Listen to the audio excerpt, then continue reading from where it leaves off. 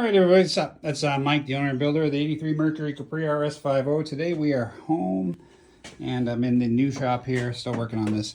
Anyways, heard an exhaust leak.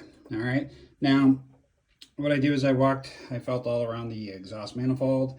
I went down underneath on the car and couldn't find it. So what I'm going to do is sort of splice this one together and show you the steps that I took to discover the leak, the part number, and how to fix it. Okay, here's a shot of underneath. I'm going to end up putting up this guy first. All right, so here's a really good look at the part. So this top part goes on the header. The bottom part picks up on the collector underneath. And this is just on the driver's side. Get this little gasket here that goes up in between. So this is what it looks like. I don't know if it's an asbestos-based product, but it basically sits in there.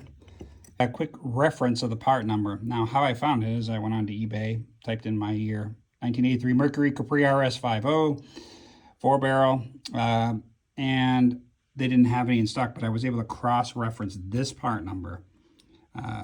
Shout out to O'Reilly's. They helped me with this one, and I got the part, and it's only like $3 or $4. All right, so just wanted to throw this out there. So the car's all back together. One little tech tip. When you remember I had that gasket, manifold gasket, kind of sat on there, kind of floated around. What I ended up doing was I just set it down. I put a little bead of RTV on it and set the gasket in it, let it sit overnight. Then I was able to get up underneath the car and put it all back together. So this is Mike signing off. Starting to do some more videos here. 1983 Mercury Capri RS 50 named Kong.